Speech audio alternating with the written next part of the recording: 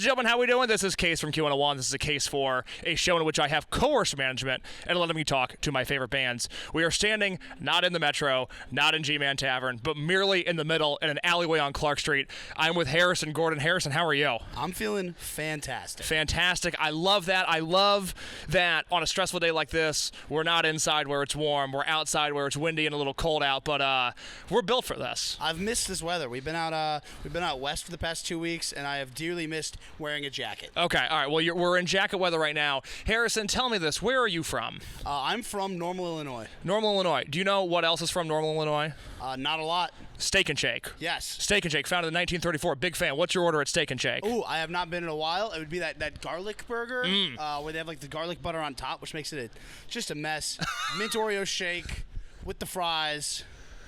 I think that's it. I think that's about it. Maybe some chicken tenders, too, if you're feeling real hungry. So that's chicken tenders, the buffalo sauce there, underrated. I know everybody goes there for the milkshake, I but... I eat the barbecue, but I'm sure the buffalo was good. I love that. We can talk menus another time because we're here to talk business. I can talk food all day. Look at me. All right, well, hey, you look good. I'll say it. I like the New Balance. I like the hat. I like the jacket. We're looking good. We're looking good. We're feeling good also. Tonight's sold-out show at the Metro. Tell me, as somebody who is Chicago adjacent, we'll count Normal as Chicago adjacent, how does it feel whenever you get to grace the stage of the Metro? It feels fantastic. This is our second time playing, and first time we've ever got to play it sold out.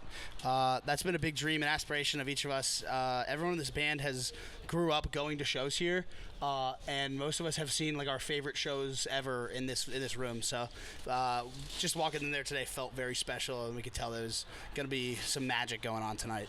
I gotta know, best show you've seen at the Metro? I saw Jeff Rosenstock with Slaughter Beach Dog here in 2021 or 2022. 2021, I was also at. Yeah, I was at both of those shows. Yeah. I only went to one of them. I ran into Jake Ewald at the bar, and then I got to see the best show I've ever seen in my life. Second would have to be, and maybe my second favorite show I've ever seen also would be Pup in 2019. With Rat Boys. Yes, with Rat Boys. Like 3 days after Morbid Stuff came out. Yeah. And that was like the moment that I was like, oh my God. Like, that was like the coolest moment I experienced in my life up to that point. Was them coming out and playing. I think they opened with Free at Last. And I was like, this is the best thing that's ever happened in my entire life. I think the fact that we haven't met until 5 minutes before the camera started rolling is mind-blowing. Because I was at all those shows. I love it. I think back, the first Metro show that I saw, was the first one you saw at Metro Pup, or was it before that? That was the first one. Okay. I was thinking earlier today, I was like, I wonder what my first Metro show was. Oh, it was the Front Bottoms in Basement, and Basement was opening for the Front Bottoms. That's hilarious. And it was like, I remember being there and going like, I don't know about this Basement band. Like, I just, really? I was like, all right, like, prove it to me. Dude, listen, your kids are going to love it. Give it 10 years, and the kids are going to go. Release no music for 10 years, you'll be more popular. Give it 10 years and you'll be the most popular band on the planet. Trust me. I want to talk to you about tours. Of course, you're on the road right now with Free Throw, but in the fall, you went on the road with Saturdays at Your Place, and watching on Instagram every day felt like opening up a new chapter of a horror movie because you went out west and things went poorly. So please explain what happened in as much detail as you'd like to, because I'm so glad you finally get to tell the story basically on camera. So sometimes you buy a van for $6,000 from a family friend that spent its entire life on the coast of Michigan, and it is completely rusted out in the bottom and you're not aware. And so then you decide that you're not going to go get it checked before a tour because it's been running fine. Of course. You're like, it's one of those where before anything happens to you, you're like on top of the world. So I was like, it got us across the country last time. Let's go. We get about out into the nowhere zone, which is like, we get through Denver, through Salt Lake City, out to Boise, Idaho. Nowhere zone. No, yeah. We break down about 30 minutes out of Boise at a gas station, haul the van into town. We're stuck in Boise for like 3 days because the only place that will take it is a dealership. Bad start already. Okay. And so we have to wait the whole weekend for them to look at it. Monday we call and they're like, "Oh, we didn't look at it and it started up for us." So we're like, "Cool." Yeah, no, that sounds good actually. And I love it. Like, okay, I guess we wasted 3 days in Boise, but we're on our way. We're off. We're gonna play some rock shows. Somehow we got it from Boise into the Bay in California. Yeah. We take from San Jose to where we were playing in Santa Cruz is all just through very, very steep, very poorly designed mountain highway. And it's just you and then a lot of like freight trucks. Yeah. So like double semis. And is it the type of deal where they've got the like runoff area in case one of those? No. Oh, It's one of those where it's like just barricade and then other high, like it's not like going through like the Rockies. Okay, or anything. classic it's like, American infrastructure. Yeah, classic. Just like we're gonna die, and we experience what is colloquially referred to as the death rattle. Okay. Which is where our control arm starts shoving up against our tire in the front, and the whole thing starts going like this. And so we get it down the mountain somehow. I was driving, didn't die.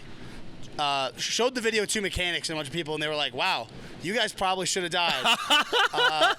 But the car breaks down at the venue in Santa Cruz, gets towed to San Jose, all the way back through the mountains. Sits in the shop for 4 days. I think by this point we're at like 2,000 on repairs and got some work. Some guys managed to get some work done on it. It started up again. We were like, yes, we're done. We did it. All it cost us was like $3,000, $1,000 in tow trucks, but we're good. It's good. We get halfway through California. We're stuck at the Grapevine, which is the big kind of hill before you go into LA from the valley. Stop at a gas station there like 2 hours before we're supposed to play our show. Nope, not. Didn't play that show? Done again. Get scammed by a mechanic, like a mobile mechanic, and then we have to push our van half a mile uphill without power steering to a Days Inn located on the side of the mountain, and we're stuck there for 3 days and my mom has to fly out. In my memory I was like, I feel like Harrison's mom came out. None of us were 25, so we couldn't rent a van or like any bigger vehicle than like a sedan in LA. Like in LA, they just won't let you rent anything bigger than like a Hyundai Sonata, which is an issue for a touring band. Yeah, we were like, we're gonna have to rent 4 Hyundai Sonatas. So my mom comes by in a minivan. We shove everything we have into a minivan and drive immediately from like LA to Phoenix, and had to scrap the van and buy a new van. And now we have a beautiful new van and everything's okay? That I get checked pretty regularly for any kind of issues. Well, I'm glad you get it checked regularly because things, might I say, going quite well for you. I remember things have been great. About a year ago was the first time you headlined Beat Kitchen, sold that out. I was there for that. It was a phenomenal show. Really, really loved it. I'm curious from your perspective. I feel like when things started to happen in a way where people started to take note of you and label you as this young rising star in the world of rock and roll, there was a TikTok of you at a house show that went viral, you singing the bridge of Kirby Down B. What is it like when something like that happens and in real time your awareness is becoming much bigger, like people are now learning who you are, but they're also connecting with it on this really emotional level of like, man, I needed to hear this, I understand exactly what you're saying. I would imagine that's quite gratifying. Oh, definitely. Yeah. That was, I mean, the goal was always just to get the stuff I was writing and we were playing kind of listened to it in front of more people.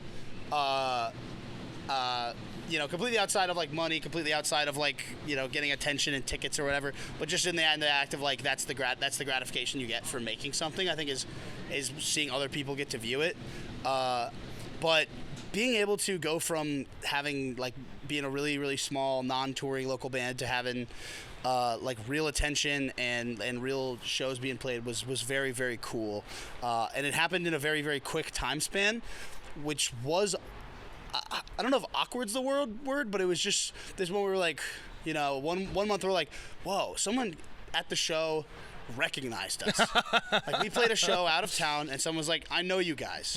I heard your guys' song before, and we were like, that's crazy. And then like a month later we were like, someone's like, oh, I drove, we played in like somewhere in Indiana, and they're like, oh, I drove from Cincinnati to come see. And we're like, somebody drove an hour and a half to come see us play music. That's crazy. Insane. And then it was just like, someone we've never met knows the words to our songs, and then like so forth and so forth. And all of a sudden we were like, oh, now we're like an actual band. And we're still kind of in this mode where like, that feeling happens every day while we're on the tour. Every time we play a show, we go, oh, we're like an actual band now. And it has not worn off at all. Good. Well, I'm glad. You've got the new EP, Spring Breakout. What happens now? Like, there's expectation with it to some degree. Like, now you're putting out music that people are anticipating. I was like, I'm looking forward to this coming out. How does that feel, knowing that now it's not only like you're still on this attempt to get discovered by more and more people, but you also have to keep the people that know you satisfied? It's very different because I feel like when I wrote our debut, it was like, like in kind of a selfish way, it was like partly to show everyone around me like what I could make. And that's kind of was the drive. That was like one of the driving forces. Was like, look, I made this. Like, I could look what I made. Like, and partially because I had like built it up to everyone around me so much over like 2 years. Like, I'm working on this album, and then when it comes to the new stuff, it was very different because it was like all of a sudden there's already some attention there, and so the thought is not trying to be like the loudest kid in the room to get everyone to point and notice you. It was just to be like, how do we make something that we're really proud of post the Yuppies are winning, and that kind of connects with people in the same way, but hopefully maybe a little bit of a different way. Like, it was very like I don't know, just natural, I think, progression. Kind of like, okay, let's make our sound, let's get a little rowdier with our sound. Let's make things sound a little bit heavier and a little bit like thicker, and you know, have a little more aggressive vocals and that kind of stuff.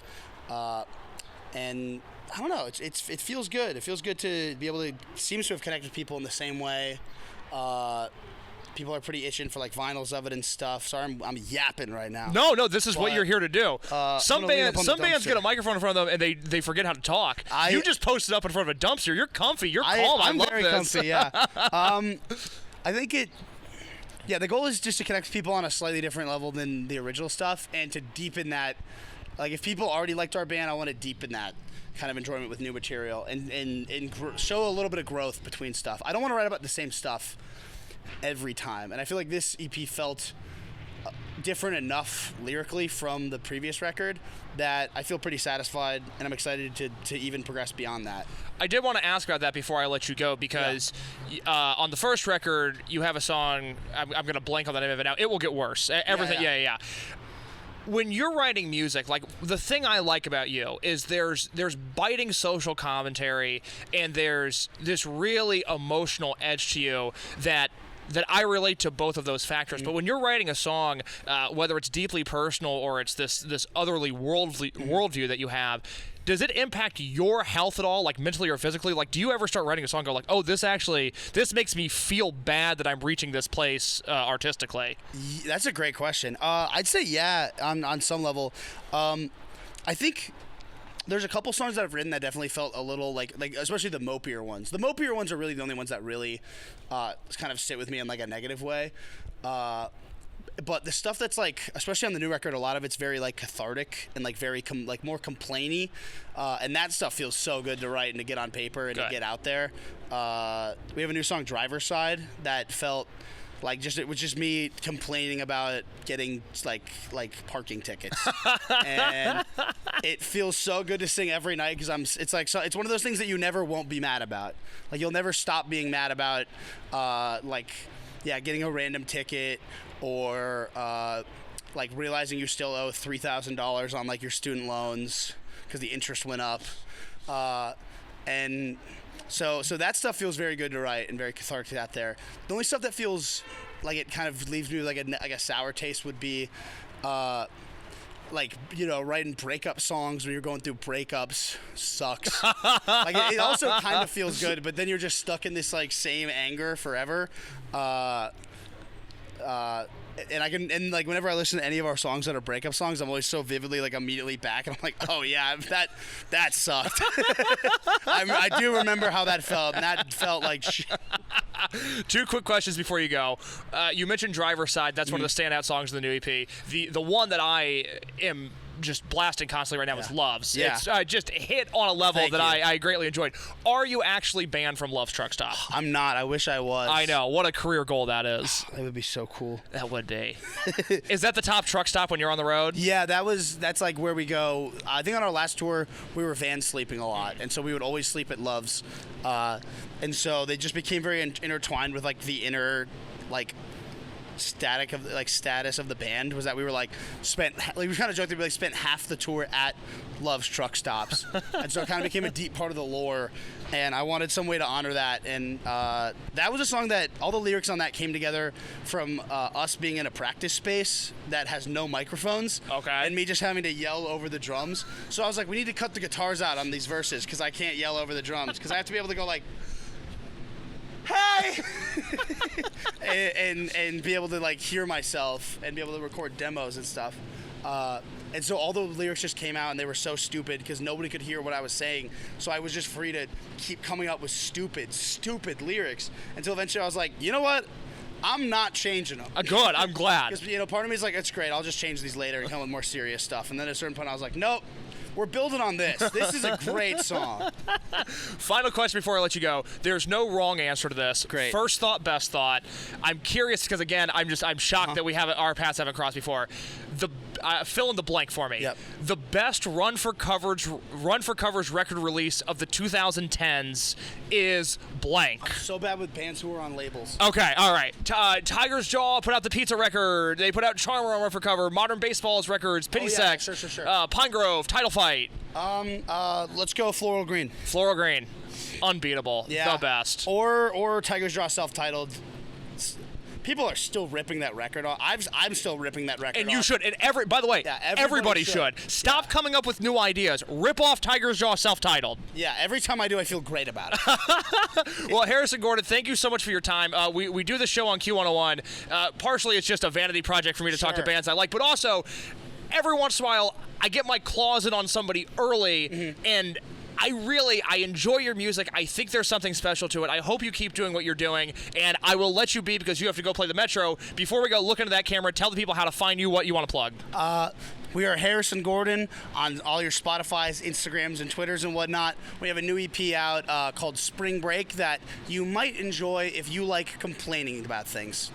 I love it. I am on Instagram @_Case Lowe. That is CASELOWE. New episodes of A Case For every Monday. We've talked to Knocked Loose. We've talked to Military Gun. We've talked to Drug Church. We've talked to Drain. We've talked to Harrison Gordon. I talked to Oso in his van right next to where we're standing right now. That was a fun one.